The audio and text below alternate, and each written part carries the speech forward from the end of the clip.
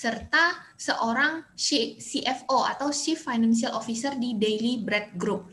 Jadi memang pengalamannya sudah tidak diragukan lagi ya, pokoknya udah oke banget gitu. Oke, nextnya.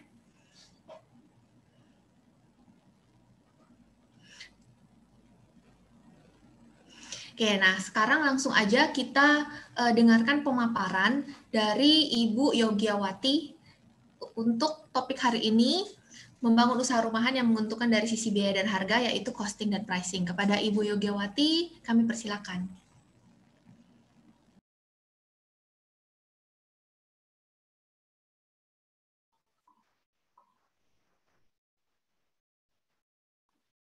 Oke, udah dengar semuanya ya?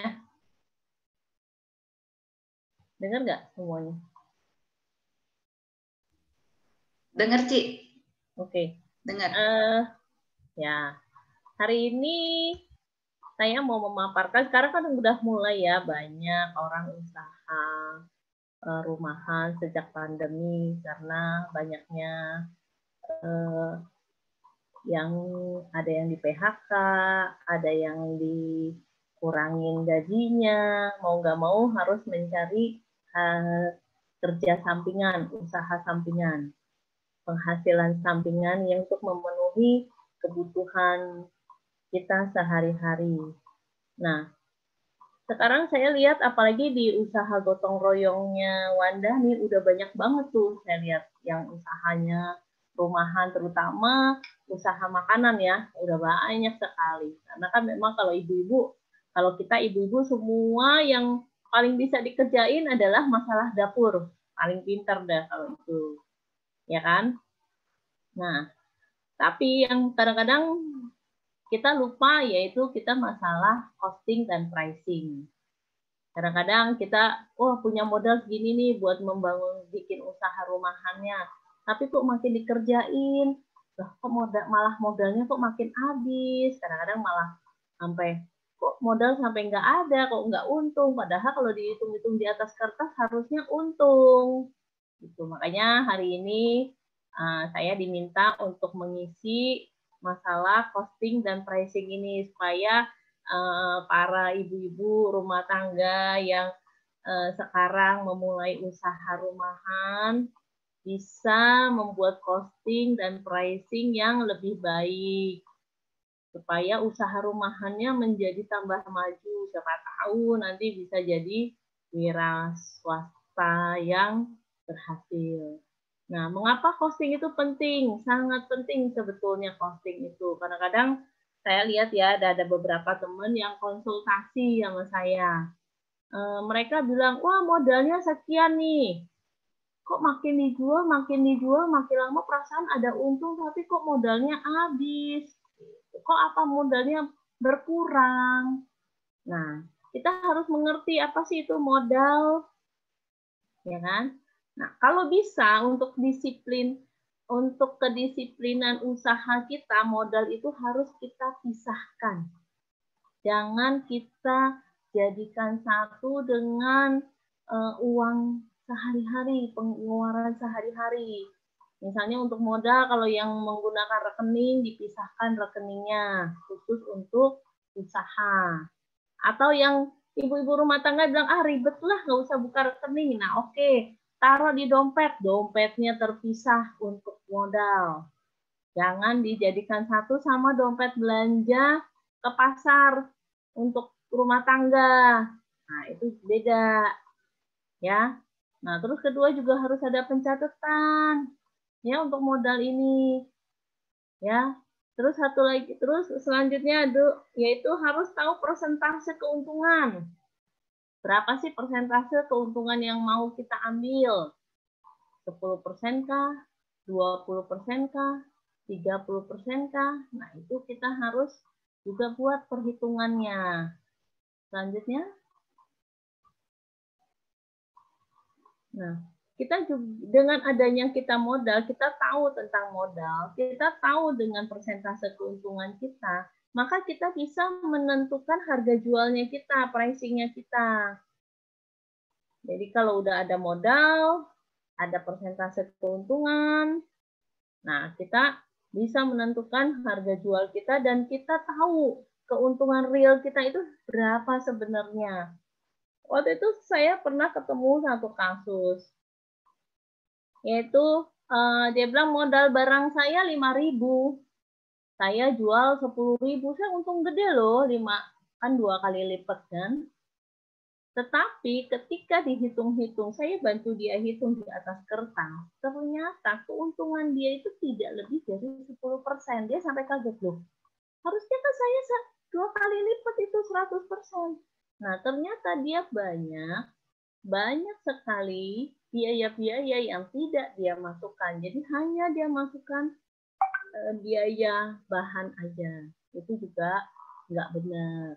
Jadi kita juga harus mengetahui, menghitung keuntungan real kita itu berapa. Seperti itu. Oke, next. Nah, costing itu terdiri dari, jadi costing itu bukan hanya terdiri dari biaya bahan baku ya. Jadi ada biaya upah, ada biaya tidak langsung lainnya. Yang banyak terjadi di usaha rumahan, yang dihitung adalah cuma biaya bahan baku. Biaya upah dan biaya tidak langsung lainnya itu tidak dihitung. Padahal biaya upah dan biaya tidak langsung lainnya ini lumayan cukup besar juga. Ya, next. Ini saya kasih contoh. Nih, misalnya saya ngambil contoh nih bikin bolu tape. Ini ya resepnya ada ya. Tape singkongnya 300 gram, santan kental 75 gram, telurnya 5 butir, TBM-nya setengah sendok teh, tepung terigu protein sedangnya 180 gram, gula pasir 150 gram, blue band 150 gram. Next. Nah, perhitungan costingnya seperti ini. Kita beli tape singkong, ya kan? 1 kilo kan, kadang-kadang kita kan beli 1 kilo atau kita beli berapa gitu. Yang dihitung sebagai cost kita adalah karena kita kan pakai satuannya gram, kita beli dalam bentuk 1 kilo.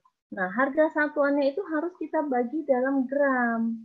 Misalnya kita pakai 300 gram, 1 kilo tape singkongnya ini hanya misal ya angkanya ya, jangan diprotes soal harga pasar ya, saya sih kurang tahu, saya ngisi aja gitu. Nah, tape singkong saya anggap 10.000 gitu. Ya kan, berarti per gramnya itu 10 perak. Kalau pakai 300 gram untuk resep tersebut, jadi costingnya kita adalah 3.000. Santan kental juga begitu. Santan kental, misalnya kita pakai 75 gram. Waktu kita beli di pasar, kan mereka ada yang udah meresin kan santan kental itu. Satu kelapa misalnya dapat santan kentalnya 250 atau berapa gitu. Nah, itu harus dibagi per gramnya. Kalau di sini saya hitung jadi Rp50 per gram. Jadi santan kentalnya sekitar 3.750. Telur 5 butir juga seperti itu. Dihitung per butirnya berapa? 1.500. Jadi 7.500. Tepung terigu juga begitu. Beli 1 kilo atau seperempat dibagi menjadi harga satuannya berapa. Nah, total cost bahan ini saya dapat ini 23.160. Nah, biaya tenaga kerja kan kita juga dihitung ya, biaya tenaga kerja. Jangan mentang-mentang kita kerja sendiri terus kita nggak menghitung diri kita sendiri, itu juga harus kita hitung. Anggap kalau kita bayar mbak pembantu atau apalah satu hari itu 100.000 kah atau 5.000 atau 50.000 terserah. Terus kita bagi, ternyata saya hitung di sini 50.000. Misalnya satu hari itu bisa bikin 10 kue. Berarti biaya tenaga kerjanya sekitar 5.000. Ya, karena 50.000 bagi 10 kue. Satu kuenya jadi harga costing biaya tenaga kerjanya itu 5.000. Kalau makin banyak, costing tenaga kerjanya jadi makin rendah. Nah, biaya packing kita kan juga ada keluar dus, ada plastik dan segala macam. Nah, ini saya hitung 2.000. Nah, biaya overhead di sini ini juga sering yang tidak dihitung oleh pembisnis rumah tangga ya, yaitu biaya listrik. Kan waktu kita blender itu kan perlu listrik ya. Terus biaya gas, waktu kita oven kita juga perlu gas. Terus waktu kita belanja, kita kan perlu biaya ongkos belanja. Misalnya kita ke pasarnya naik Grab atau apa. Nah, itu juga harus dihitung. Nah, terus biaya lain-lain kecil lainnya. Nah, seperti itu. Jadi yang kecil-kecil ini semuanya kita harus hitung biaya overhead-nya. Seperti itu. Saya anggap ini 5.000 dah biaya overhead. Jadi total cost adalah 35.000. Ya, setelah kita tambahkan biaya tenaga kerja, packaging, dan overhead. Harga jual kuenya satu kita bisa jual 50.000. Berarti keuntungan yang kita dapat itu hanya 14.840. Kalau kita perbagi ke persentase 14.000 harga jual 50.000, maka kita dapat keuntungan 30%. Kurang lebih 30% ini sebetulnya 29, sekian, nggak pas 30 ya. Jadi saya buletin ke 30. Nah, harus seperti begini perhitungan kurang lebih ya, ini yang sederhana. Perhitungan costing yang harus dilakukan oleh para pebisnis rumah tangga supaya benar-benar ada keuntungan realnya. Jadi nggak bisa dihitung dari angka 23.000 tuh saya jual 50.000. Oh, keuntungan saya itu ada 27.000, saya untung gede loh, enggak. Jadi sebetulnya keuntungannya tidak 27.000, cuma 14.000. Karena ada biaya-biaya yang tidak dimasukkan. Oke. Nah, di sini ada note-nya ya, 1 kilo singkong tape itu 10.000, saya bagi 1.000 gram, jadi dapatnya 10 per gram. Santan kental 1 butir dapat 200 gram santan kentalnya ya, 1 butir kelapa itu harga 10.000, jadi bagi 200 dapat ya harga 50 rupiah per gram. Telur 1 kilo 16 butir kurang lebih. Harga 24.000 bagi 16 jadi 1.500. Tepung terigu 1 kilo 12.000 bagi per kilo jadi 12 perak per gram. Gula pasir juga gitu 12.500 bagi per 1.000 jadi per gramnya 12,5.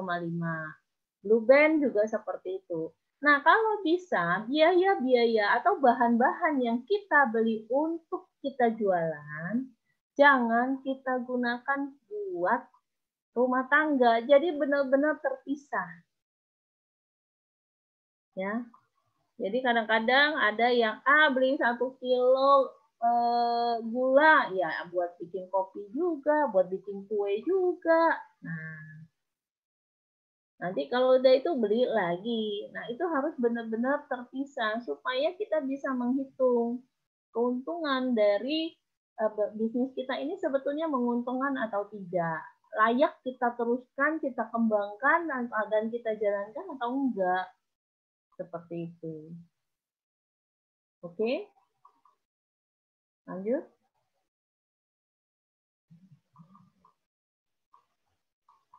Nah, pricing ini juga penting supaya bisa bersaing.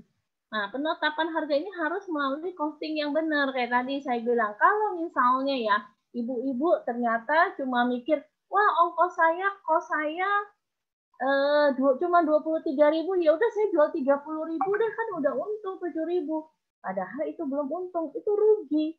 Makanya banyak yang terjadi seperti itu, akhirnya modal yang harusnya makin lama makin bertambah, karena ada hal-hal yang tidak dihitung, malah modal itu makin tergerus. Makin bikin kok modalnya makin habis, makin hilang. Seperti itu. Jadi banyak kejadian seperti itu, akhirnya orang udahlah males dah bisnis. Orang kayaknya kelihatannya ada untung kok, tapi kok duitnya makin lama makin nombokin. Ya. Jadi harus penetapan pricing yang supaya bisa kita bersaing di pasaran harus melalui costing yang benar. Jadi ada hal-hal yang kelihatannya kecil, tapi itu benar-benar harus dihitung. Seperti itu. Oke, next.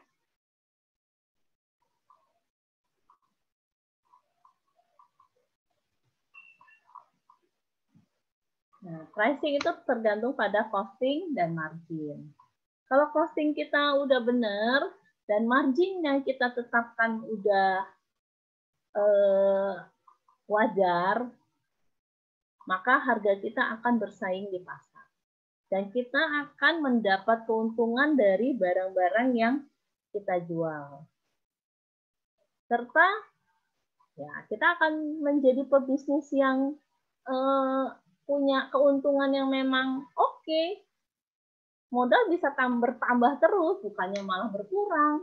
Dan tidak akan ada tuh yang namanya kejadian kita kekurangan cash buat modal, buat usaha kita. Karena kan marginnya itu udah cukup tinggi. Kayak tadi kan marginnya sebetulnya kan udah dapat 30%. Oke, next. Next,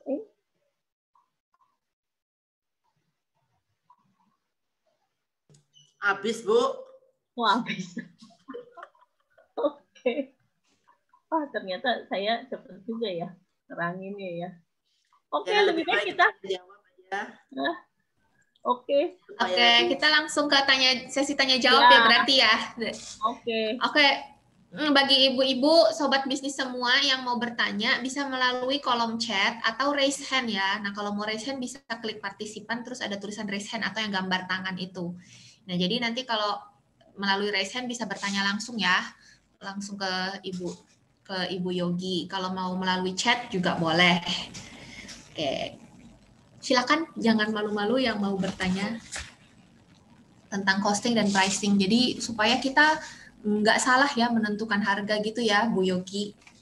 Iya benar, karena ini udah bukan cuma 1-2 orang ya, udah beberapa orang yang ketika mereka memulai usaha, wah mereka tuh menggebu-gebu, wah pasti ada untung, oh saya sekian puluh persen, saya punya keuntungan sekian puluh persen. Setelah beberapa bulan jualan, mereka kok bingung, kenapa modal saya kok nggak nambah-nambah ya? Kadang-kadang ada yang bilang bahkan, loh kok modal saya malah turun? Nah, itu setelah saya bantu-bantu hitung, nah itu banyak sekali biaya-biaya yang dia nggak masukin. Misalnya dia beli barang lewat Topet, dia bilang, oh harga barang lewat Topet lebih murah, berapa? 10.000. Ongkirnya mana? Dimasukin nggak? Enggak katanya, kan bahannya aja. Nah itu. Sebetulnya jadi biaya-biaya lain yang terlupakan ya, Nah itu, seperti itu. Ongkirnya itu kan juga harus masuk sebagai biaya modal, biaya costing. Biaya overhead tadi ya. Iya. Ini Bu Yogi ada dari Ibu Yeni Kasim melalui chat. Katanya dalam masa pandemi sekarang, pada masa pandemi seperti sekarang, konsumen jadinya harus nambah kos ongkir, Bu. Jadinya harga jual untuk konsumen jadi lebih mahal. Ya, betul. Nah, kemudian ini dari Ibu Marensya mau bertanya ya. Jadi langsung nyalakan speakernya aja, di unmute ya. Halo Bu. Ya, halo juga. Selamat siang Bu Yogi, saya Maren Bu. Ya, selamat siang. Bu, mau nanya, kalau kita kan belanja di pasar nih, harga pasar itu pasti ntar ada yang murah, ada yang mahal, kita nggak pernah tahu kan. Nah, itu apakah keuntungan kita tetap dihitung 30%-nya atau udah harga yang sebelumnya kita pakai? Ya itu kan udah otomatis harga untung kita nggak mungkin 30%, Bu. Oh iya. Nah, gimana sebetulnya setiap kita belanja, sebetulnya kalau yang biasa dilakukan di perusahaan-perusahaan yang agak ini ya, biasa mereka ada tambahkan satu item yang namanya persentase kenaikan harga. Jadi di sana ada ditambahkan biaya 10% di overhead-nya itu, sekitar 10%. Nah ini biaya 10% itu untuk mengcover naik turunnya harga bahan baku itu. Kecuali kalau udah naik di atas 10%, baru kita harus hitung ulang modal kita sebetulnya berapa, costingnya kita berapa. Jadi di ini kan ada biaya lain-lainnya ya, di overhead ya. Nah di overhead ini biasanya kalau kalau saya untuk usaha yang cukup besar ya, itu ditambahkan biaya tambahan 10% dari costing bahan untuk mengcover, nah itu kenaikan atau penurunan bahan. Kenaikan lah, bukan penurunan. Kalau penurunan malah kita untung, kenaikan bahan. Seperti itu. Oke? Gimana Ibu Maren? Udah cukup jelas? Udah? Kalau Jelas. udah? Oke, jelas ya. Oke, terima kasih Bu Maren, Makasih Bu ya, Yogi. Terima kasih. Ini ada pertanyaan lagi dari Ibu Kamawati. Saya jualan pulsa, kuota, listrik, uangnya habis untuk belanja dan pakai sendiri. Kalau habis saldo, kita isi aja transfer dari bank. Jadi gimana ya sebaiknya? Mungkin ini maksudnya yang berhubungan dengan tadi yang pisah rekening itu kali ya? Iya. Nah, itu juga harus kita pisahkan rekening. Misalnya untuk modal kan, makanya tadi saya bilang itu untuk disiplin ya, untuk disiplin kita. Modalnya misalnya kita taruh 1 juta. Ya kan, kalau karena keadaan pandemi sekarang kita nggak mungkin menambah modal, nggak masalah. Tapi si 1 jutanya ini kita nggak boleh pakai. Keuntungannya ini boleh ditransfer ke rekening kita belanja sehari-hari. Tapi si 1 jutanya ini tetap harus dikembalikan, dibalik-balikkan tetap 1 juta. Supaya apa? Supaya si modal ini masih dapat berputar, menghasilkan keuntungan yang bisa kita pakai untuk sehari-hari. Jangan sampai kebutuhan kita sehari-hari menggerus modal kita, akhirnya kita nggak tahu lagi harus usaha apa ya. Modal habis, mau cari duit di mana lagi. Gitu. Jadi kita harus punya kedisiplinan juga dalam berusaha. Dalam keadaan gimana pun ya modal tidak boleh kita pakai. Kuncinya berarti kedisiplinan ya, Bu Yogi ya. Oh. Baik, Bu Kamawati gimana? Udah menjawab? Nah, kalau udah kita ke... Sorry, saya tadi kasih sedikit ini ya, masukan untuk siapa tadi yang Bu Yeni kasih ya. Yang menambah ke apa? Ongkos kirim. Iya, tentang tambahan kos ya. Nah, iya Bu Yogi. Nah, halo Bu Yeni, apa kabar? Halo, jauh-jauh nih Bu. Iya, dari Gorontalo ya Bu. Gini, Bu, biasanya sih kalau ongkir, karena ongkir ini kan biasanya nih yang udah terjadi ini kan ongkir kan ditanggung oleh pembeli ya. Jadi sebetulnya ongkir itu kita tidak tambahkan ke biaya penjualan kita, kecuali memang kita yang nanggung. Kalau yang saya tahu di Jakarta sih kebanyakan mereka ongkir itu di luar dari harga jual ya. Misalnya harga jual 50, ya ongkir ditambahin lagi, misalnya ada yang 5.000, ada yang 10.000, tergantung. Kalau sekarang pakai Half kan juga murah ya. Nah, seperti itu. Nah, kalau di sana gimana Bu Yeni? Apa ditambahkan oleh menjadi biayanya si penjual? Tidak Bu, maksudnya nanti persaingan harga. Jadi misalnya kita mau bersaing 50.000, tapi karena mau nambah ongkir, otomatis kan jadi mahal gitu maksudnya. Ya. Oh, oke. Jadi mengurangi dari harga jual kita. Jadi ongkir kita tanggung ya.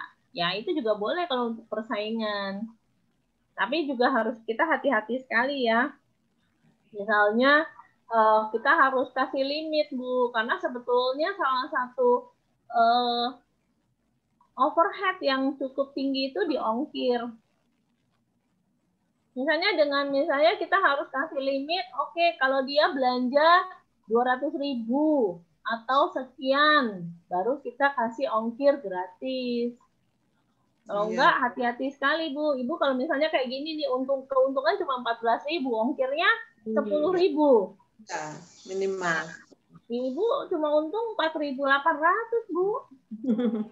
Nah itu juga harus diperhitungkan kembali, kecuali misalnya Oke, dia belinya di atas 200.000. Berarti kan keuntungan kita kan kalau 4 biji itu kan 4 kali 48 sekitar 60-70 ribuan ya. Iya. Nah, ongkirnya sama 10.000. Nah, itu sudah apa-apa. Jadi ada limit yang harus ditetapkan, Bu.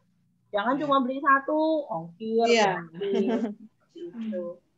Betul, Bu. Ya. Pasti. Ya. Terima kasih, Bu Yeni.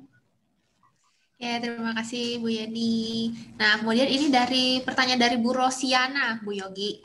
Apakah ada rata-rata standar margin? Misalnya kalau jual makanan profit marginnya rata-rata 100%, kalau baju misalnya 50%, elektronik 30%. Ini berhubungan dengan penetapan margin ya Bu Yogi ya? Kalau untuk usaha gede sih ada ya. Tapi kalau untuk usaha rumahan, kayaknya nggak ada standarnya ya kalau untuk usaha rumahan ya. Sekarang kita kan lagi ngomongin yang UMKM ya, bukan usaha gede ya. Kalau gitu gimana, Ci? Mungkin ada tips cara menetapkan marginnya baiknya bagaimana gitu? Kalau saya sih gini, keuntungan rata-rata 30% itu udah bagus. Minimal lah, minimal. Kalaupun kayak tadi Bu Yeni bilang, oh ada persaingan di pasaran dengan adanya ongkir dan segala macam, ya mungkin jadi 25%, itu oke. Tapi itu kayak tadi saya bilang, harus ada limit yang kita berikan supaya ongkir bisa tercover 5%. Jadi minimal kita punya keuntungan 25%. Iya. Berarti secara rata-rata 25-30% gitu ya Bu Yogi ya, untuk standar ya. Oke. Menjawab, sebenarnya sudah menjawab ya Bu Rosi. Nah, kemudian ini ada dari Ibu I Chen Lim.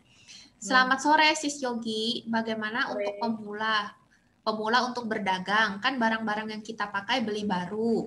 Kalau pemula pasti jualan belum mencapai target, belum untuk waktu dan tenaga. Bagaimana cara menghitung ini? Terima kasih. Nah, kalau untuk pemula bahan Mbak, kita ngomongin gini, kalau untuk pemula barang-barangnya nggak boleh dimasukkan, barang-barangnya kita masukkan seperti biaya overhead. Jadi misalnya beli oven, beli ini, beli itu, segala macam, ya kan? Nah, kita masukin itu sebagai biaya overhead, kita bikinkan akumulasi penyusutan kalau mau.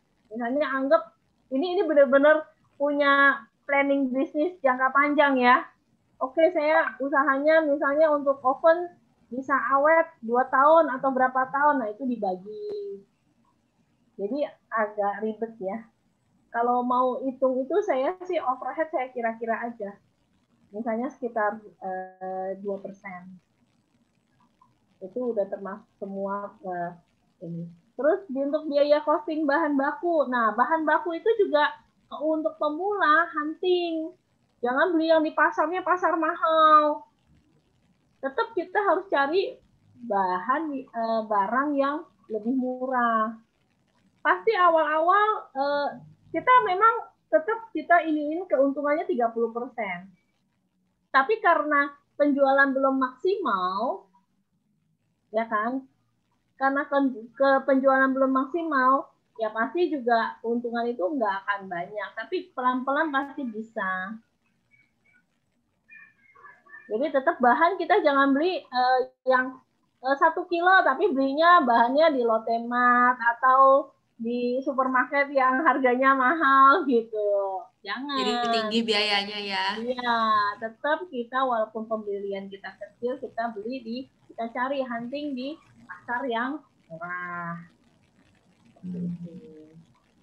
Berarti kalau yang biaya overhead itu bisa dengan kira-kira juga ya, Ci, misalnya 2% dari harga jual gitu ya, maksudnya. Atau jangan terlalu tinggi juga overhead itu. Oke, gimana Ibu Ichen Lim? Untuk kalau masih ada yang untuk menghitung tenaganya gimana? Nah, untuk hitung tenaga kerja, Ibu pakai pegawai apa enggak, Bu? Enggak. Umpama katakan kita mau pemula bikin donat tuh. Nah, berarti kan terus bikin sendiri kan? Bikin sendiri, tapi kan itu waktunya untuk bikin donat itu kan sepertinya lama banget loh. Bisa sampai 4-5 jam lah untuk Ya. mengembangkan, untuk menggoreng, untuk packing. Betul. Nah, kan kita nggak hitungnya begitu, Bu. Nah, setelah donatnya jadi, bisa jadinya berapa banyak, Bu? Dari 1 kilo itu bisa 1 kilo dengan ukuran apa namanya resep itu dengan yang lain-lain itu bisa 130-an, 130 donat. Banyak. Ya. Banyak. Nah, kalau untuk bahan untuk tenaga kerja saya sih hitungnya ya. Kenapa keluar 5.000? Misalnya lah Ibu hire karyawan, ya kan, 1.500.000. Ibu mau bisnisnya sebulan berapa hari? 3 hari kah? 5 misalnya sebulan 25 hari. Ya kan? Nah, 1.500.000 itu dibagi satu harinya kan jadi 25 ya. 1.500.000 bagi 25 hari. Jadi satu hari itu dapat, sebentar ya, saya kalkulator dulu ya. 1.50 ya 25. Ya, 25 kan. Kan 1,5 juta. Jadi 60.000 Bu Yogi. Nah, 60.000. Nah, tadi kan 60.000 Ibu kan bilang satu ini bisa dapat 130 ya, Bu? Iya. Benar nggak? Iya, Nah, kalau bagi dijual 130 jadi 1 biji donat, untuk bikin 1 biji donat, biaya tenaga kerjanya itu hanya Rp462, Bu. 400 ya. Nah, seperti itu. Jadi kita harus hitung si donatnya itu per bijinya berapa. 3.000. Nah, Misalnya 3.000. Nah, bahannya berapa, Bu? Bahannya kira-kira habisnya satu itu sampai berapa kemarin ya? Sudah dihitung hampir 30.000-an ya. 30.000 satu resep. Ya. Nah, nanti lain kali 30 biji itu ya, Bu ya. 130 kan? 130. Nah, 130 kan dapatnya jadi 231. Ya kan, satu biji kan? 231 tambah tadi 462 gitu ya kan? Nah, 693. Biaya packagingnya, plastiknya berapa, Bu? Ya, packagingnya beli 1 pak gitu kan biasa 15.000. Nah, belum hitung listrik. Nah, iya, overhead kan listrik kan? Iya. Listrik, minyak. Overhead, ya, minyak, iya, listrik, segala macam. Itu sudah minyak sih. Hah? Yang tadi udah dihitung sama minyak. Oh, udah hitung sama minyak. Nah, overheadnya kira-kira 2% dari bahan baku aja, Bu. Oh, gitu ya. Ya. Ya, selama ini sih nggak ada sisa, nggak ada kembalian. Maksudnya dari penjualan itu memang tidak kembali. Maksudnya selalu habis. Karena untuk besok masih bisa dijual dengan yang baru lagi. Dijual ya. Ya. Nah, overheadnya itu 20% aja, Bu, dari 20% ya. Kurang lebih lah 20% dari biaya kos. 2% atau 20%? Sorry, 20%. Tadi saya salah. 20% dari biaya kos. Jadi kos bahan kan 23.000. Saya masukin 5.000 itu kurang lebih 20% lebih sama saya buletin. Ya. Tambahkan kayak tadi saya bilang, saya tambahin ada persentase kecil untuk cover kenaikan harga itu. Tapi Bu, kalau bisa dihitungnya kayak saya gini ya Bu ya. Jadi ya tadi udah saya screenshot. Oke, satuannya berapa? Jadi harga satuannya berapa? Jadi jangan dikira-kira. Kira-kira 30.000 gitu. Jangan ya. Sudah saya itu dihitung perincinya seperti yang si Yogi itu juga sih. Sebelumnya saya udah hitung. Ya, oke. Jadi nanti ya, kan bisa, kalau dijual 3.000 pun kalau saya hitung kan total cost-nya sekitar 1.000. Kurang lebih 1.000 ya kalau ditambahin sama biaya overhead segala macam. Jadi malah sebetulnya untung gede itu 200%. Iya, terkadang memang waktu aja. Waktunya menyita. Kalau waktunya menyita, Ibu boleh naikin di biaya tenaga kerjanya, Bu. Kan saya kalau ini kan perkiraan ya. Biaya tenaga kerja anggap berapa gitu, satu hari 100.000 gitu biaya tenaga kerja. Terkadang protektif ininya aja, cara kerjanya mereka sama saya kerjain sendiri. Enggak ini. Iya. Pasti beda ya.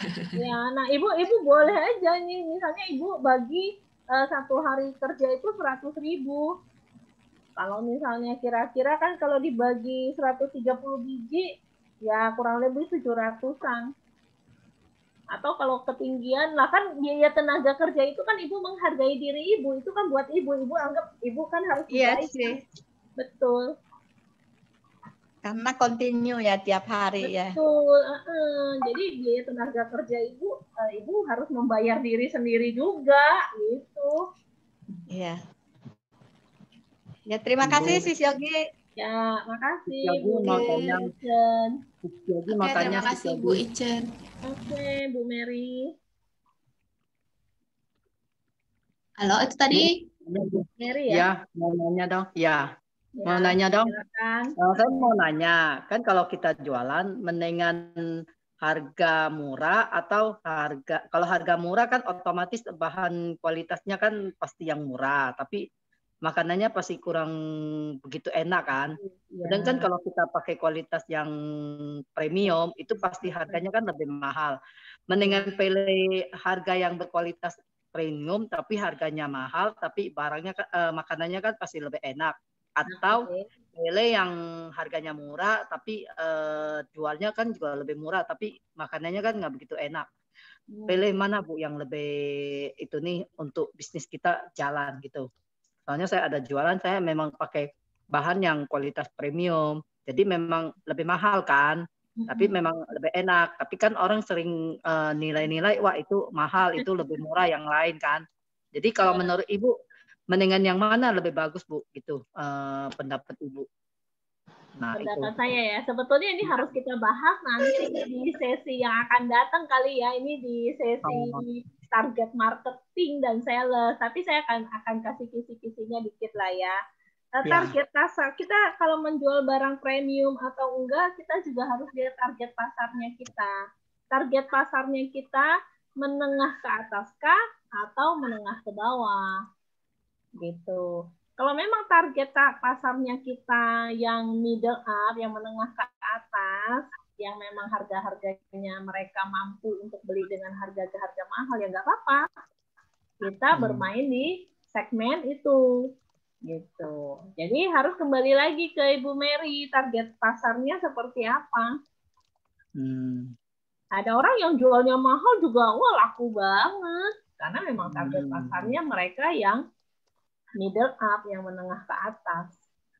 Gitu. Nah, selama ini Ibu Mary jualan laku nggak, Bu? Saya sih biasa jualan yang langganan saya udah lama banget, udah dari 20-an tahun.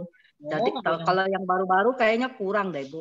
Nah, gitu. Iya. Kayak Mbak saya kan grup di gotong royong nggak ada. Kalau yang di grup Wadani ya cuma beberapa orang.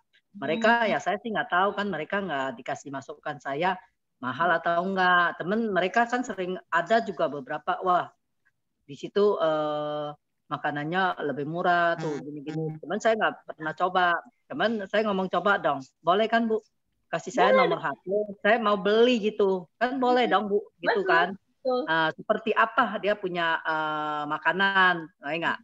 Nah, kalau harga dengan kualitas kan nggak bisa dibohong kan Bu? Betul. Nah, kualitas kan menentukan makanan kita enak atau enggak kan? Kalau kualitasnya enak, murah buat apa? Enggak. Nah, gitu. Saya biasanya kalau bikin makanan juga untuk keluarga juga, jadi sekalian Bu. Jadi nggak spesial buat saya. Mama keluarga saya mau makan, jadi ya udahlah. Saya tawarin di grup atau di mana gitu. Jadi bukan spesial jualan dong. Nah, spesial juga Bu. Jadi kan sekalian Bu gitu. Ya. Oke, berarti postingnya Ibu nggak pakai postingan, yang penting untung udah gitu ya, Bu. Ya saya kan kerja sendiri gitu Bu, sama dibantu anak gitu. Nah, saya ada perhitungan juga. Ada ya. Ya untung sih nggak seberapa lah, teman kan kita kan memang hobi kuliner gitu Bu. Iya, yang penting happy ya Bu. Saya biasa kalau masak memang maunya kualitas yang premium Bu. Kalau yang nggak premium, saya terus terang saya kalau nggak premium saya sendiri makan juga nggak bisa makan Bu. Nah gitu. Kebanyakan orang kan mau enak mau murah kan nggak bisa untung dong Bu, rugi dong. Benar. Enggak. Nah itu. Nah, prinsip Ibu mendingan gimana, Bu? Saya juga ada menengah yang ke bawah, ada menengah yang ke atas. Mendingan ngambil yang mana, Bu? Kalau saya bilang sih diambil dua-duanya, toh dua-duanya kan memang ada pasarnya. Jadi yang untuk menengah ke bawah bikin yang harga yang agak lebih murah gitu. Kalau udah yang menengah ke atas ya dengan yang premium. Kalau menengah ke bawah ya dengan bahan-bahan yang lebih murah lah seperti itu. Ya kan ada kualitas, ada bahan. Mereka juga akan benar. itu. Ya itu kan pilihan penjual. Tapi repot ya Bu ya, mesti bikin 2 kali ya. Ya mungkin kan sekarang sistemnya gampang Bu. Misalnya kan buka PO, yang hari ini untuk yang harganya sekian, untuk yang ini harganya sekian gitu. Salah satu solusi ya Bu Yogi ya. Iya benar. Misalnya buka PO hari ini empek-empek yang harganya 10.000. Ntar besok empek-empek yang harganya 5.000, ya itu. Seperti itu aja. Jadi nggak usah tiap hari ya Bu. Oke, makasih kembali. Terima kasih Bu Mary pertanyaannya.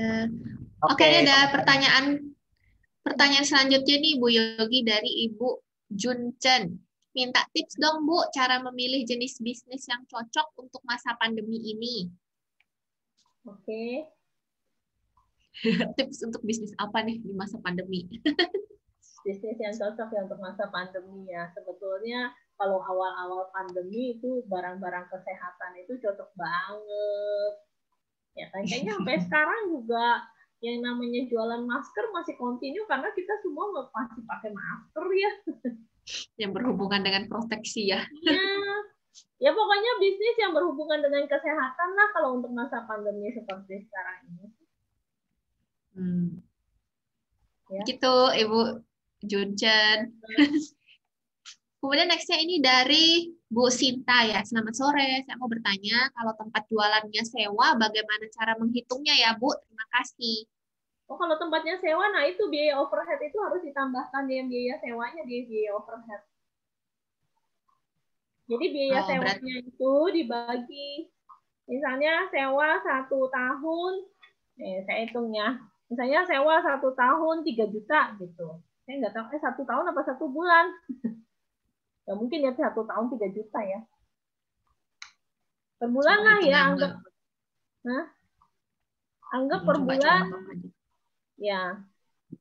Per bulan misalnya berapa? 2 juta. Ya kan? Sewanya sewa toko misalkan kan. Sewa warung misalnya 2 juta sebulan. Yang dibagi misalnya buka 30 hari bagi 30. Berarti kan 1 harinya 66.000 kan?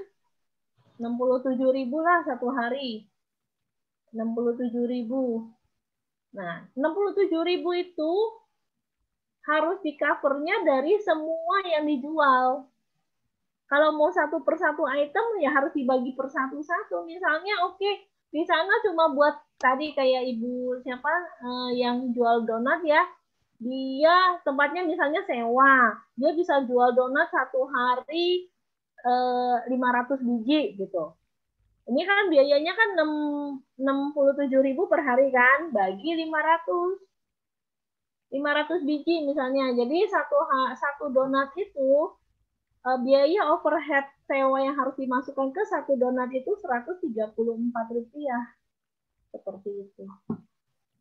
Jadi tetap semua angka itu harus dimasukkan, bisa dihitung. Oke, Bu Sinta udah jelas. Nanti kalau ada yang kurang bisa mau bertanya langsung boleh, mau chat juga boleh ya. Ya, Bu Sinta. Nah, kemudian ini ada dari Ibu Yuliana Surabaya. Bu Yogi, bagaimana mengatur turnover perputaran barang dagangan yang cepat berubah model seperti baju cewek? Nah, kalau baju ya. Kalau saya sih, kalau untuk baju, ya jangan nyetok terlalu banyak. Ya, biasanya penjualan di awal ambil marginnya agak tinggi, Kan kita misalnya kita udah tahu nih setiap 2-3 kalau udah jualan biasa ya 2 atau sampai 3 bulan pasti modal udah modelnya udah berubah. Jadi di bulan pertama waktu kita launching ini model harga udah pasti marginnya agak kita tinggiin supaya bisa mengcover yang akhir-akhir. Begitu nanti udah masuk 1 bulan setengah kita ngadain sale. Atau udah masuk bulan kedua, kan misalnya bulan ketiga itu udah keluar lagi model baru ya. Nah, 1 bulan sebelum keluar model baru, model lama ini kita sell. Berarti harus tahu dulu ya turnover-nya itu berapa lama sekali gitu. Betul. Jadi kita harus benar-benar pelajarin dulu pasarnya. Begitu di akhir dia tuh kan sama kayak matahari ya. Begitu coba bulan kesekian lihat bajunya itu udah langsung mereka sale gede-gedean. Tapi di awal itu mereka udah untung. Untung gede dulu ya marginnya. Iya, marginnya udah dinaikin untuk mengcover. Tapi berarti ini udah di luar strategi yang ini ya, costing dan pricing ini berarti. Oke, Bu Yuliana, cukup jelas. Kalau nggak bisa mau nanya langsung boleh, chat juga boleh ya. Oke, terus nextnya, ini dari Ibu Leni Viola. Costing tadi untuk pre-order ya, bagaimana kalau menjual produk dengan risiko ada produk yang tidak terjual? Persentase produk yang tidak terjual haruskah dimasukkan sebagai cost? Harus dimasukkan. Mungkin caranya gimana gitu? Mungkin caranya lebih agak biasanya itu cost itu masuk ke biaya lain-lain, ke overhead. Jadi kita ada masukkan persentase kerugian karena barang yang tidak terjual di dalamnya itu. Tapi kita kan bisa lihat ya kalau kita udah jualan, maksudnya kita kalau udah jualan yang udah ngerti ya, udah tahu kan turnover-nya barang-barang kita kan. Biasanya ini misalnya kayak tadi si Ibu tuh kan bilang, oke, donatnya bisa makan 2 hari misalnya. Begitu di hari kedua donatnya masih ada 30 biji nih. Kita sale. Kita jual. Misalnya kan kita udah ada biaya, kan kita udah hitung-hitung ya. Misalnya kita punya margin 30%. Oke, kita diskon nih sekitar 15%. Gitu. Jadi diskonnya tuh mengurangi marginnya, tapi masih untung gitu ya Bu ya? Masih ada keuntungan daripada kita nggak kejual sama sekali kan? Tapi kan maksudnya quantity yang dijual sale itu kan juga tidak banyak. Jadi harus kenal dulu ya Bu ya. Mungkin agak lebih tricky atau lebih sulit kalau untuk yang baru ya Bu. Makanya untuk yang baru lebih baik melakukannya dengan pre-order, jadi kan lebih aman. Ada order kita bikin, nggak ada order ya kita nggak bikin. Iya, itu solusi ya untuk zaman sekarang juga lebih mudah ya. Karena kan persaingan maksudnya persaingan usaha rumahan sekarang udah banyak banget. Iya betul. Oke, udah cukup menjawab ya. Nah kemudian ini nextnya dari Ibu Swati. Bu Yogi mau tanya, kalau jualan macam-macam, keuntungan sekitar 20%, keuntungan sebulan 10 juta, tapi bayar pegawai 3 orang 9 juta, plus listrik, air, telepon, wifi, jadi tidak ada untungnya. Salahnya di mana ya Bu? Thanks. Biayanya besar ya? Iya. Nah itu biaya pegawainya harus dimasukin sebagai overhead. Jadi sebetulnya kalau dihitung-hitung semua ditambah-tambahin mungkin ya keuntungannya tinggal 2 atau 3% itu. Atau malah seperti mau rugi ya kalau gaji aja udah 9 juta. Iya makanya. Tapi gini ya, gini, jangan salah ya. Listriknya ini listrik untuk jualan atau listrik rumah tangga ini kan harus dipisah. Jadi yang kita hitung di sini adalah benar-benar yang berhubungan dengan jualan. Jangan dicampur aduk dengan rumah tangga, karena ini banyak sekali terjadi nih, mentang-mentang saya ibu rumah tangga, saya jualan, jadi si biaya pembantu juga saya masukin nih ke kos penjualan. Nah, itu nggak boleh. Misalnya kita punya pembantu, ya kan, yang bantu kita jualan, tapi dia juga kerja rumah tangga. Misalnya si pembantu ini kita bayar 1 juta sebulan. Kita hitung dong per harinya dia berapa. Dia bantuin kita untuk jualan berapa jam. Nah, itu yang harus kita masukkan proporsinya ke dalam kos kita. Lebih detail ya hitungnya ya, jangan semuanya. Jadi jangan semua terus dimasukin. Jadi seolah-olah jualan kita nggak ada untung. Oh, jualan kita ada untung. Harusnya kan ini kosnya, ini kos rumah tangga yang nggak boleh kita masukkan ke dalam perhitungan costingnya kita. Seperti itu. Nah, listriknya itu juga listrik apa? Kalau listrik yang dipakai rame-rame rumah tangga, AC, segala macam yang tidak berhubungan dengan kita jualan juga sebenarnya kan nggak boleh diperhitungkan seperti ini. Jadi kalau keuntungannya misalnya ini 20 juta untuk menutup biaya rumah tangga, ya kan? Tertutup, ya udah, alhamdulillah. Kan udah tertutup, tiap bulan kita jualan bisa nutup biaya rumah tangga, bersyukur dong harusnya. Berarti sebenarnya udah ada keuntungan di situ ya, cuman nggak tercatat aja ya. Ya, karena yang kita tutup adalah biaya rumah tangga secara keseluruhan. Keuntungannya ada. Tadi sepertinya ada suara Ibu Swati ya mau bertanya, tapi hilang sedikit. Bu Swati, halo Bu Swati. Bisa tanya langsung, Bu. Iya, kemudian ini ada pertanyaan lanjutan dari Ci Inge tentang pertanyaan berhubungan dengan pertanyaan Bu Swati juga. Katanya berarti seperti Bu Swati itu margin 20% apakah kurang besar? Tergantung barang apa yang dia jual, segmen pasarnya seperti apa.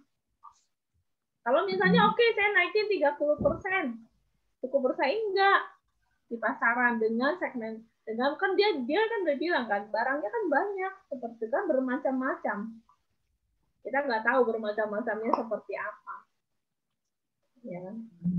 Nah, kalau memang Bu Swati kalau mau bertanya langsung bisa?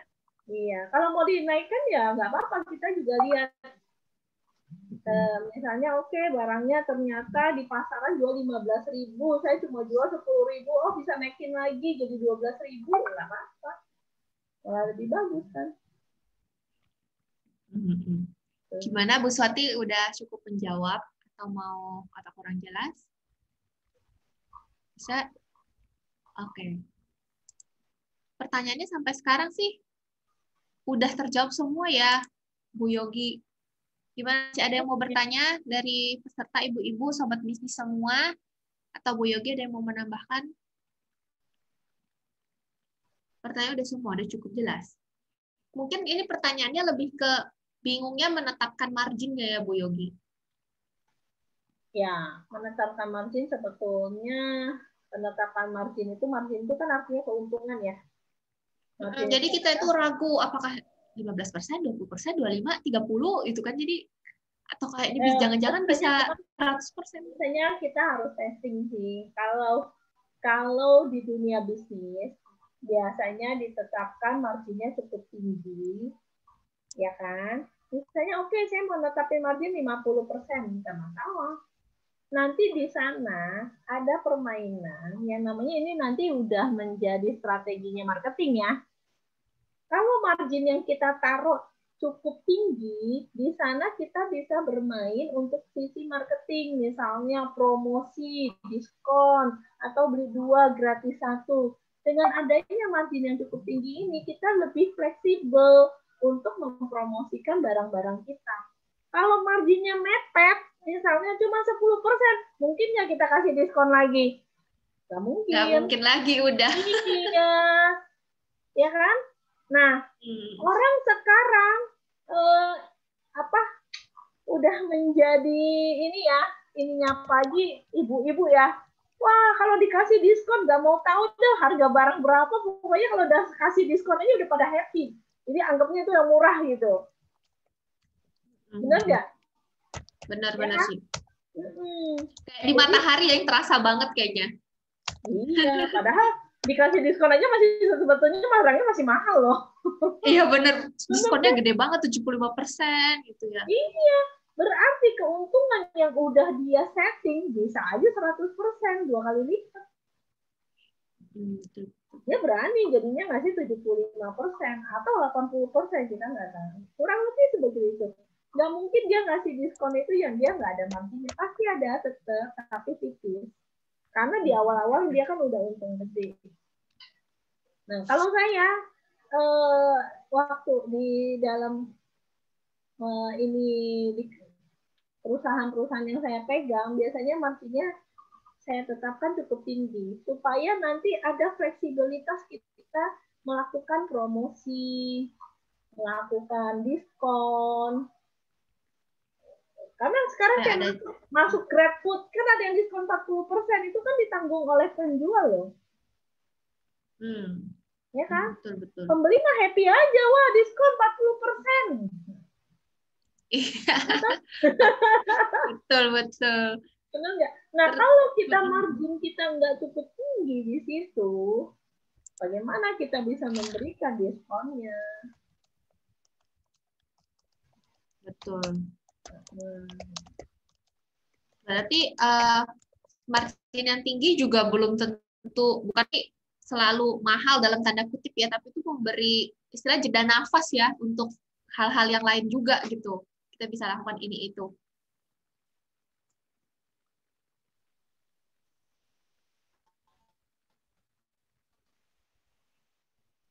Halo, tes.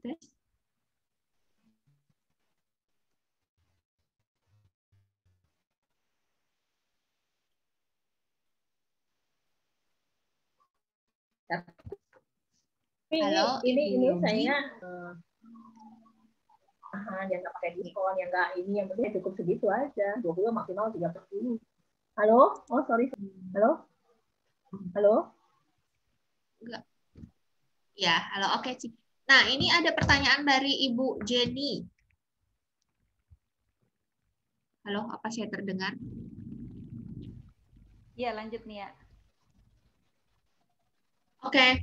Ini dari Ibu Jenny Lijaya. Misalnya bisnis udah berjalan dan ternyata setelah dihitung untuk semua cost-nya, marginnya ternyata sedikit sekali, misal cuma 5%. Langkah apa untuk memperbaiki hal tersebut?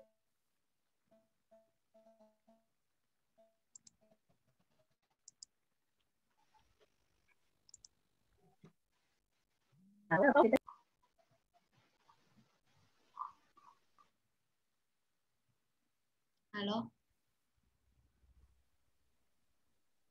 Bu Yogi sinyalnya low ya? Bu Yogi ya? Bukan saya yang putus ya? Saya kira saya putus. Bu Yogi, sebentar. Oke, nggak apa-apa ya Ibu-Ibu semuanya. Kita tunggu Bu Yogi kembali. Seperti itu. Mungkin bisa sharing dulu. Gimana Bu Yogi? Bu Inge? Oke. Karena Bu Yogi tadi ada suara. Internet saya. Ada udah? Nah, iya. Ya, ini barusan terdengar, cuma tadi sempat hilang sih. Mungkin bisa diulang. Nanti baru setelah menjawab pertanyaan dari Bu Jenny, ada sharing ya dari Bu Inge. Oh, ini costing marginnya ternyata cuma 50%. Nah, 5%. Misalnya bisnis sudah berjalan dan 5% ya? 5. Ya mau nggak mau harus naikin harga, Bu. Satu hal, naikin harga atau bahan-bahannya dicari yang lebih murah. Supaya si marginnya ini bisa cukup besar. Atau diganti, misalnya ini jualan apa ya? Halo? Bisa unmute ya, lalu bisa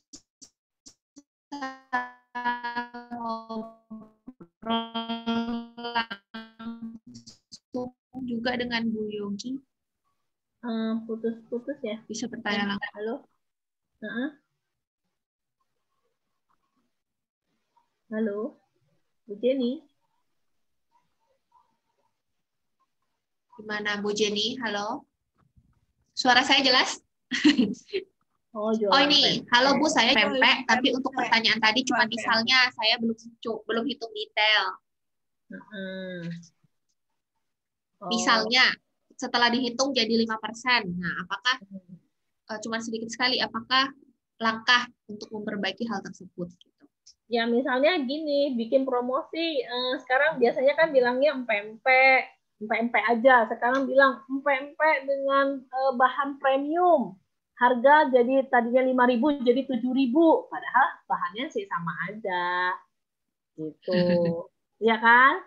Nah, itu nanti harus belajar di teknik pemasaran dan marketing tuh. Ya. Jadi kadang-kadang ada juga begitu di perusahaan yang saya pegang juga kadang-kadang begitu.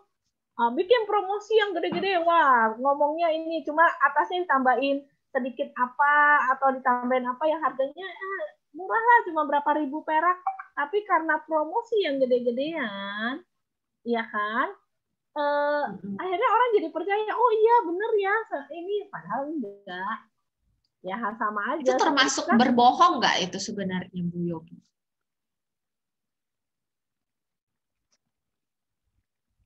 Halo, Bu Yogi apa putus lagi? Kalau saya bilang itu teknik marketing sih.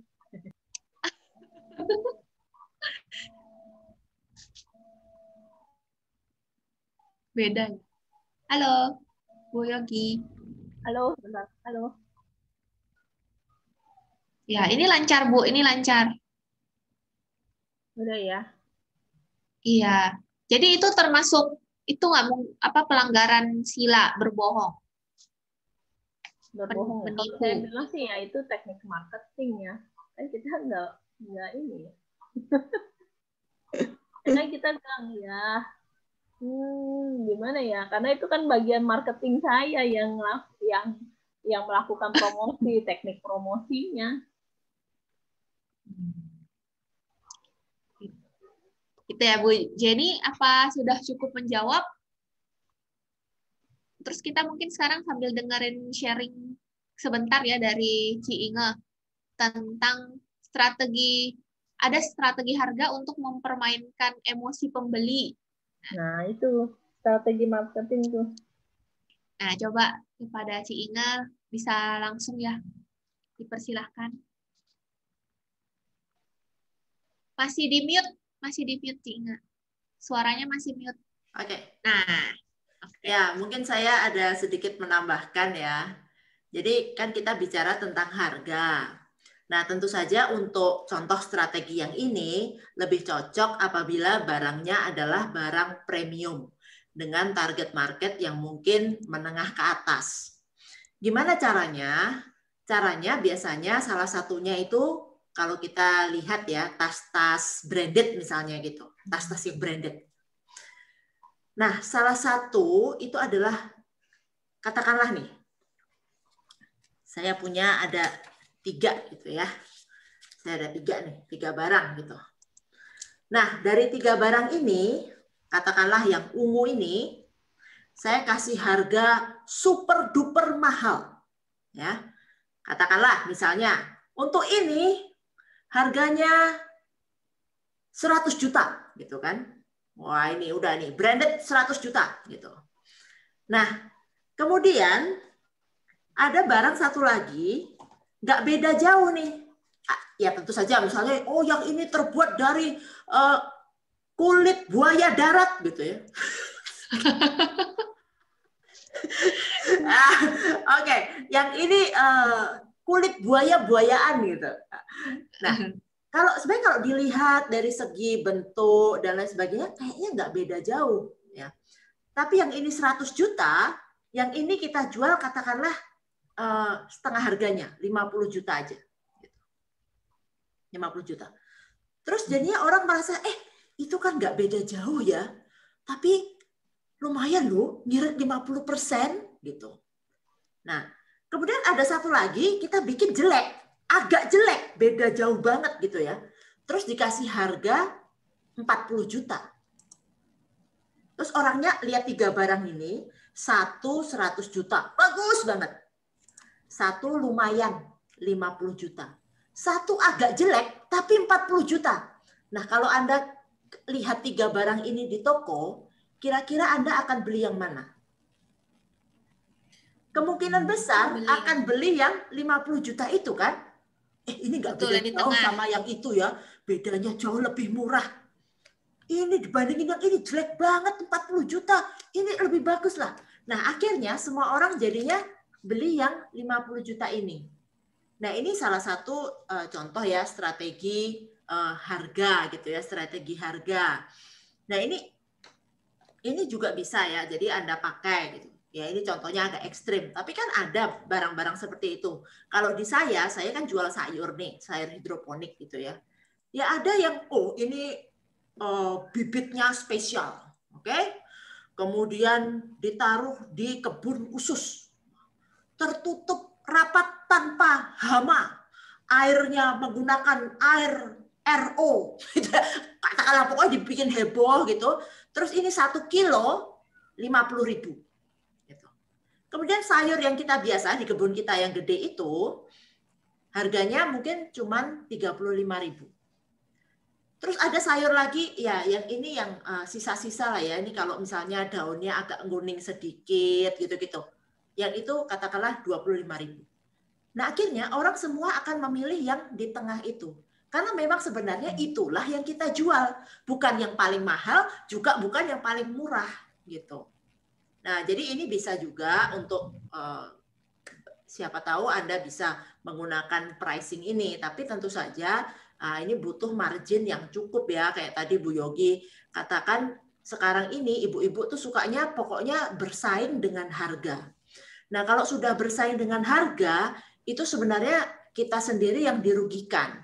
Karena sana turunin harga, kita turunin harga lagi. Sana turunin harga, akhirnya lama-lama kita jual rugi gitu ya. Nggak sadar gitu bahwa margin kita sudah habis dan akhirnya malah menggerus modal kita. Nah itu jadi dipastikan bagi kita yang ya ini ya bisnis usaha rumahan ini ya coba tolong dihitung benar-benar. Jangan pakai metode kira-kira tadi.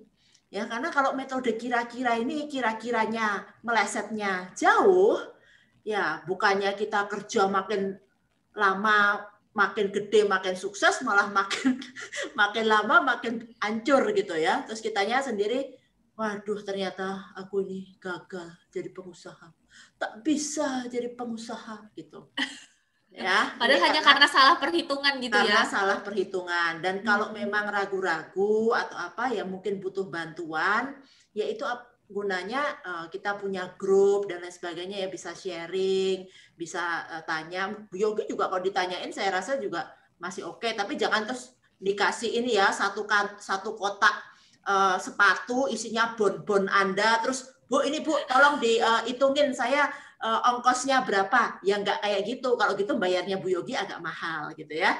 Oke. Ya mungkin itu sedikit yang mau saya sharingkan. Terima kasih. Oke, terima kasih Ci Inge. Dari Sobat Misi semua, apa masih ada pertanyaan? Kalau ada yang mau bertanya bisa silakan sekarang. Dari Bu Yogi, ada lagi yang mau ditambahkan? Halo. Menambahkan ya. Ya. Nah, ada Ibu siapa lagi tuh? Halo tadi. Halo Nia, halo Yogi. Oh, halo, selamat datang Ibu Weni. Ya. Selamat bergabung. Berikan tambahan. Maaf nih saya baru masuk, tapi saya mau memberikan sharing sedikit bisa, Yok? Karena ini masalah silakan. harga ya, karena ini masalah. Silakan Bu. Memang bisa, ayo silakan. Ya, memang masalah harga ini menjadi biasanya menjadi pemikiran kita nih mau kasih harganya apa nih? Seperti tadi Inge juga jelaskan ya. Tadi Inge juga jelaskan jangan betul ya Inge tadi jelaskan bahwa jangan sampai murah terus kita ikutan murah lagi seperti itu ya nggak? Benar ya seperti itu ya? Soalnya iya betul. Belakang itu namanya memang red ocean, kita saling bunuh tuh. Murah lagi, makin murah lagi, makin murah lagi. Tapi yang saya mau ingatkan adalah ini berdasarkan pengalaman ya. Namanya jewelry itu dulu itu banyak banyak sekali jewelry. Itu kalau boleh dibilang, ini ratusan pengusaha-pengusaha jewelry itu, usaha-usaha rumahan, usaha-usaha keluarga, pap mam store seperti itu ya. Papa mamanya, kokoknya, cicinya, atau si bos ya, si engkoknya yang jaga toko. Lagi pertama kali saya bangun Frank & Co, kita juga berpikir keras karena persaingan di depan itu kan banyak sekali persaingan yang wow, yang apa ya, harganya makin lama makin murah ya. Apalagi dulu background saya tuh adanya di pasar. Background kami tuh di pasar. Pasar itu kan itu ratusan tuh toko, makin murah. Oh, yang ini segini, makin murah, makin murah. Waduh. Lalu kami berpikir, kalau makin murah, kembali lagi, apakah dengan murah itu bahannya bisa bagus nggak? Kan gitu. Sama seperti jualan mie. Mie ini banyak sekali mie. Tapi mie yang sukses juga banyak. Mie yang sukses juga ada yang mahal loh. Mie Orpa itu harganya 75.000.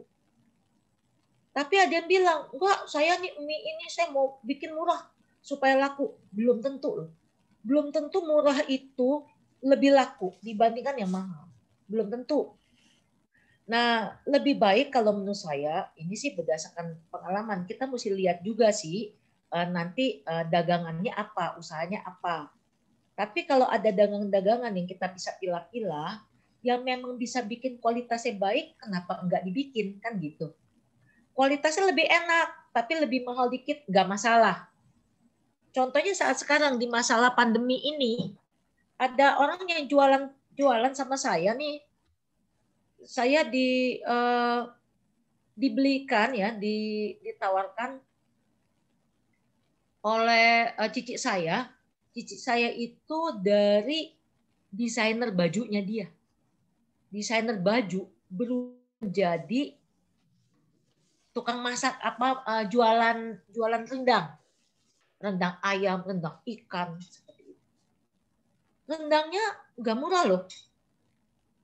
Tapi memang rendangnya tuh enak sekali. Sampai bikin terkangen-kangen sama itu rendang. Nah, jadi ada hal-hal seperti itu. Ada yang memang bikin harga itu nggak murah.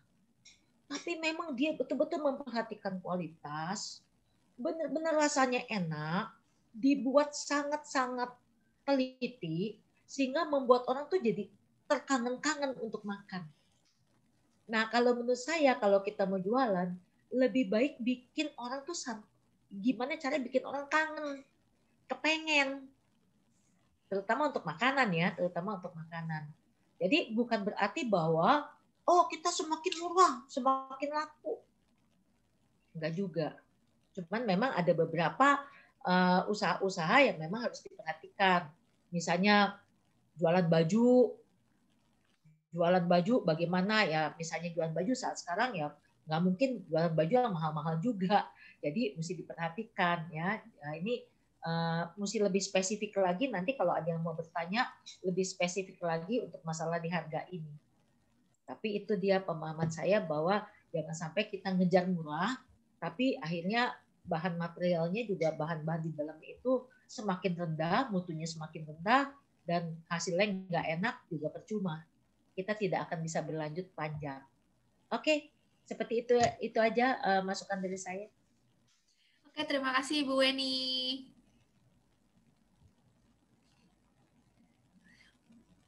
Makasih Bu Weni untuk masukannya. Bu Yogi, gimana? Ada tambahan lagi? Benar yang tadi dikatakan oleh Bu Weni ya. Sebenarnya Ci Weni ya ini ya. Di dalam bahasanya Wardani kita nggak ada pakai babu-babu. Pakainya Ci semua. Jadi ya memang untuk pricing ini kita juga harus lihat kita mau jual di segmen mana. Kalau memang kita mau lebih baik sih kita bermain di segmen yang premium. Karena kalau di segmen premium pasti marginnya juga cukup tinggi, barang kita juga pasti bagus, ya kan? Dan memang sih agak pembelinya nggak selalu banyak, tapi sustain, tetap.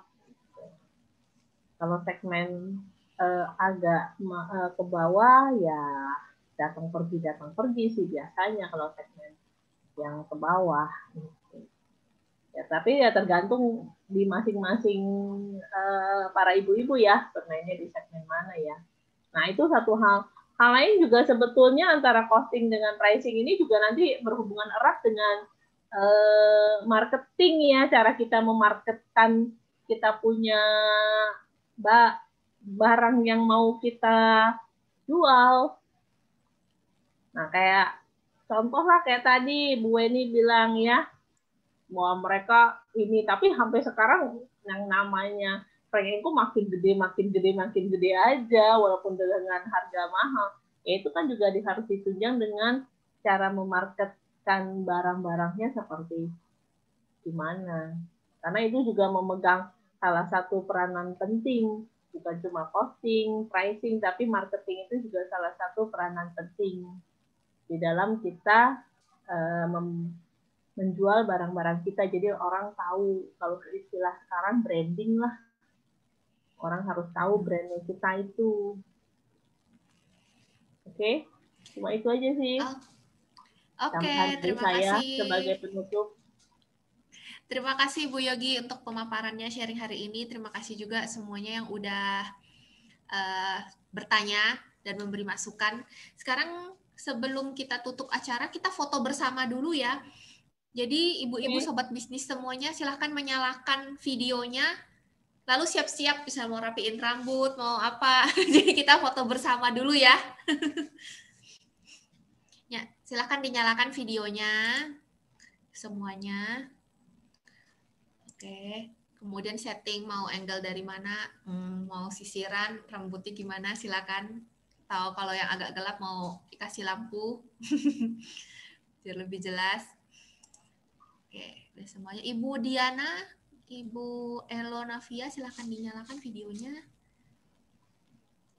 Ini screen tanya jawabnya bisa dihilangin dulu supaya kita bisa lihat. Bentar ya. Ibu Kamawati. Nah, bisa lihat Yogi tolong yang dinyalakan videonya. Ini rambutnya lagi bersinar tuh. Bingung tuh. Silau ya Bu. Ini rambutku sudah berubat sekarang. Kan baru sekarang nih, ai tuh kata ini yang di depan ini putih semua makanya jadi bersinar. Hebat. Ibu Elonavia, Ibu Kamawati silakan dinyalakan videonya. Ya. Ibu Ice, siapa lagi nih yang belum? Halo Ibu Mia, Ibu Warina. Halo, apa kabar? Salam kenal. Oke. Ibu Sinta. Halo Bu Weni, Bu Yogi, semuanya. Ya, mungkin memang ada yang nggak bisa ngidupin, nggak apa-apa. Ya, lagi di tempat-tempat yang mungkin tidak cocok untuk menghidupkan. Tempat-tempat terlarang ya. Ya, oke. Semuanya siap-siap ya. Lihat kamera. 1, 2, 3. Milton udah. Wait. Tunggu dulu ya. Sekali lagi sebentar. Matanya jangan kedip dulu. Ya. Lihat kamera dulu. Lihat kamera. Jangan lihat orang lain. Lihat kamera. 1, 2, 3. Bagi teman-teman nih, para mam, ini acara ini sangat bagus sekali loh. Jadi kalau merasa bermanfaat, tolong kasih tahu teman-teman yang lain untuk ikut. Sayang sekali. Baik Bu, biar kita jadi wanita yang pintar, cantik, bijak, karena punya pengetahuan yang baik juga ya. Tapi hari ini saya senang melihat Yogi begitu feminimnya, saya senang sekali.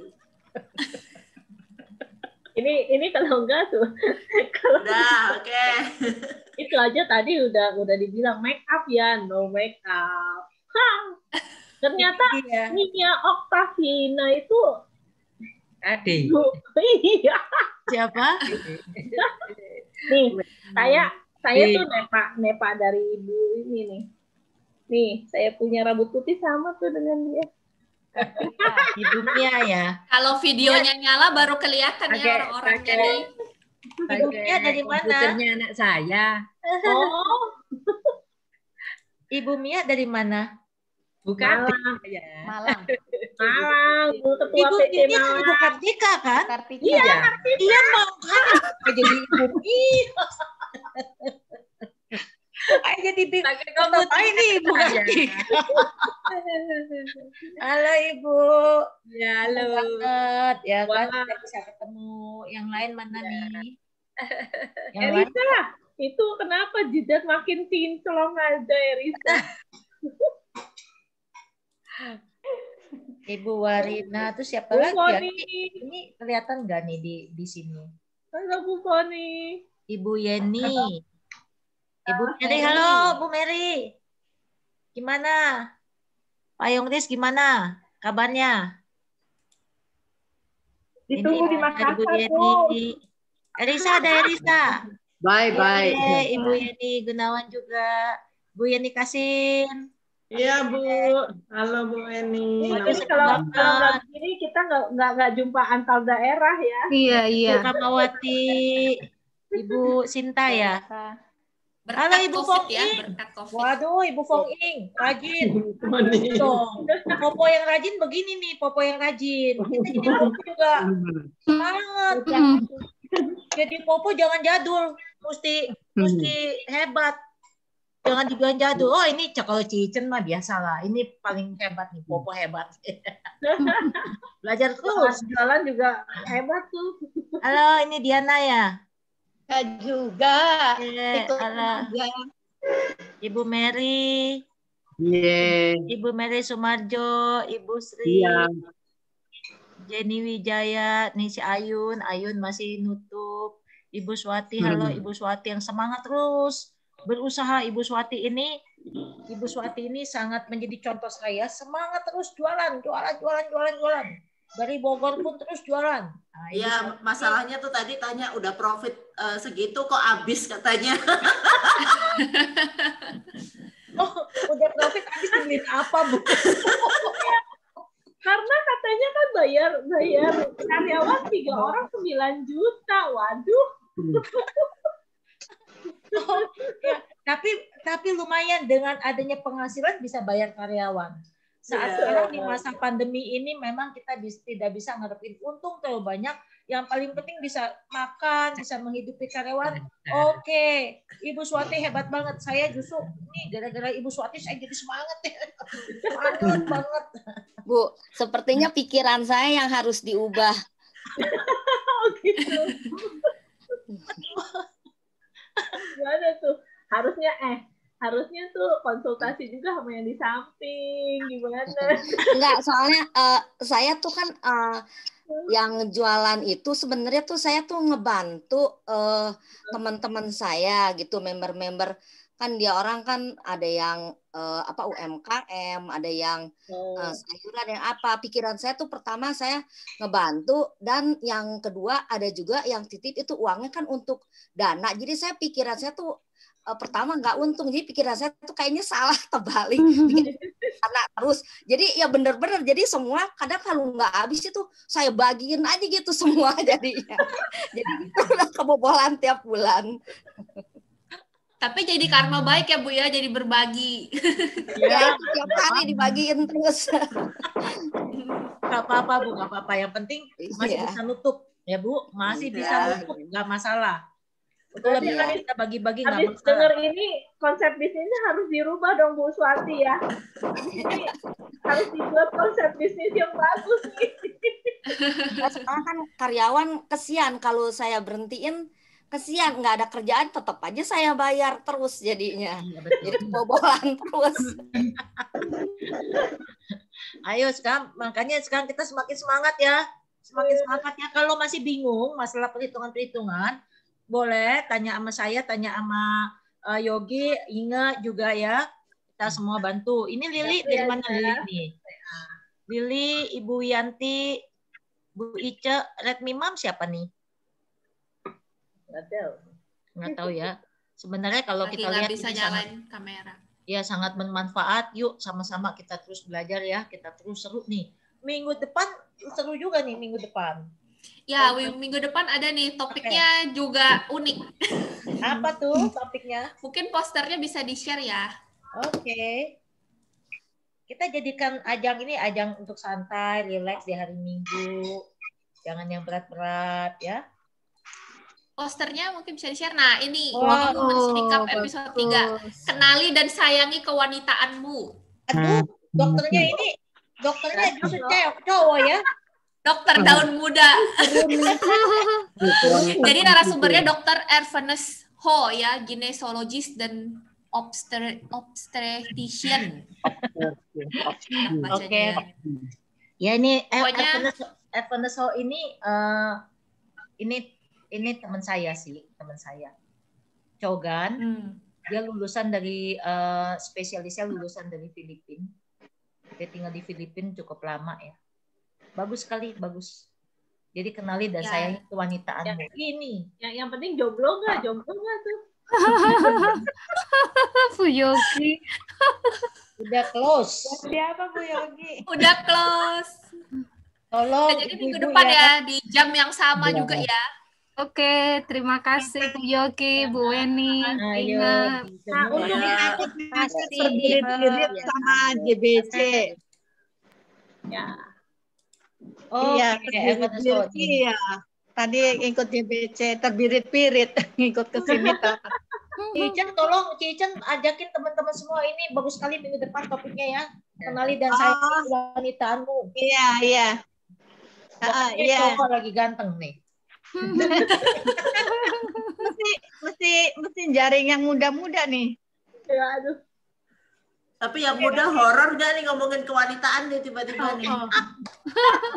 Perlu education ya, kalau nggak kan kita jadi kurang mengenal istilahnya. Jadi kita jangan anggap tabu istilahnya. Iya, tapi oma-oma nggak ada yang ditanya nih. Oma-oma tanya loh, oma-oma ini perlu pap smear seperti itu loh. Oma-oma untuk siap-siap menjawab cucu. Iya, tapi kan kalau yang sudah nggak ada suami biasanya udah nggak pas smear ya.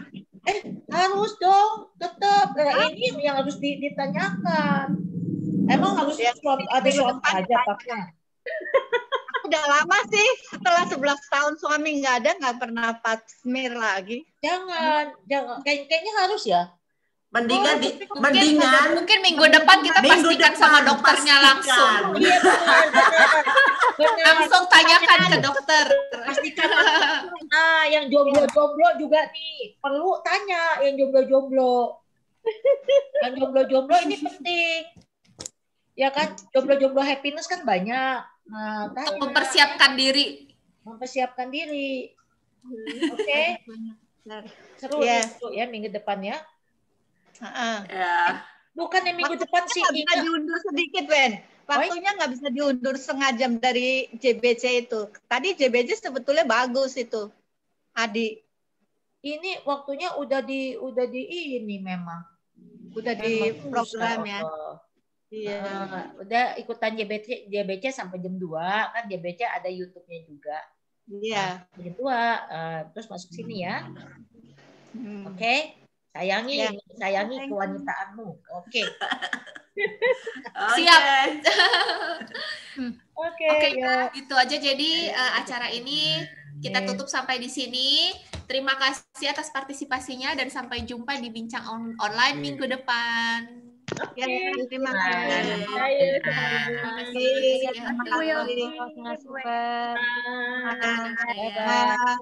Terima kasih Bu Weni, Bu Yogi, Bu Inga, Nia semuanya. Berdiri dulu, Namo Buddhaya. Sehat semua. Namo Buddhaya. Sampai ketemu minggu depan. Oke. Siap. Oke. Acaranya guys.